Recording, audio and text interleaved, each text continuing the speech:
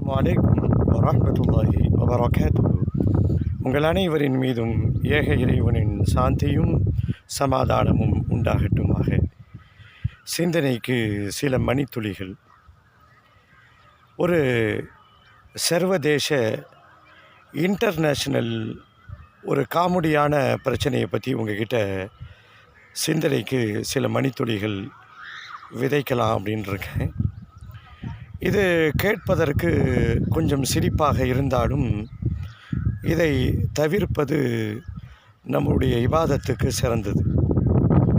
International அளவில் ஜும்மா தொழுகையில் தூங்கக்கூடியவர்கள் அதிகமாக இருக்கிறார்கள். ஒரு ஆய்வு சொல்லுது, இந்த ஜும்மா தொழுகை இருக்குல்ல, நீங்கள் பள்ளிவாசலுக்கு போனால் ஏன் நீங்கள் கூட தூங்குபவர்களாக இருக்கலாம். எல்லா இடங்களிலும் ஜும்மா தொழுகையிலே அதிகமான மக்கள் தூங்கி கொண்டிருக்கிறார்கள். ஒரு ஆய்வு சொல்லுது. இதில் இந்த ஆய்வுலேருந்து இன்னொரு துணை ஆய்வு ஒன்று ஆய்வு செய்யப்படுகிறது. எந்த பள்ளிவாசலில் அதிகமாக தூங்குறாங்க அப்படின்னு பார்த்தா, இந்த குளிர்சாதன வசதி செய்யப்பட்ட ஏசி பள்ளிவாசல் இருக்குல்ல, அந்த பள்ளிவாசலில் ஜும்மா தொழுகைக்கு மக்கள் போவாங்க. ஏசி இல்லாத பள்ளிவாசலிலும் மக்கள் ஜும்மாவில் தூங்குவாங்க. இந்த ஏசி பள்ளிவாசலில் ஏசி இல்லாத பள்ளிவாசலை விட அதிகமான மக்கள் குளிர்சாதன வசதி செய்யப்பட்ட பள்ளிவாசலிலே ஜும்மா தொழுகையிலே இமாம் பயான் செய்து கொண்டிருக்கும்போது தூங்குகிறார்கள் என்று ஒரு ஆய்வு சொல்லுது.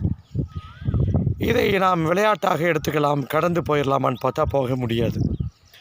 என்ன காரணம்னா, இந்த ஜும்மாவினுடைய பரிபூர்ண நன்மை நமக்கு கிடைக்கணும் அப்படின்னா ஜும்மாவினுடைய பயானை காது கொடுத்து கேட்கணும். நாம் காது கொடுத்து கேட்கணும் அப்படின்னா தூக்கம் நம் கண்களை தழுவாமல் இருக்க வேண்டும். இப்படி இருந்தால்தான் ஜும்மாவினுடைய நன்மை கிடைக்கும். நம்முடைய உம்மத்துகள் பாதை மாறுகின்ற தடுமாறுகின்ற இடம் ஜும்மாவினுடைய அந்த நேரம். அதிகமான மக்கள் தூங்குகிறார்கள். நீங்கள் தூங்கக்கூடியவர்களா இருந்தால் மாற்றிக்கொள்ளுங்கள். இறைவன் புரிந்து கொள்வதற்கு அருள் புரிவானாக.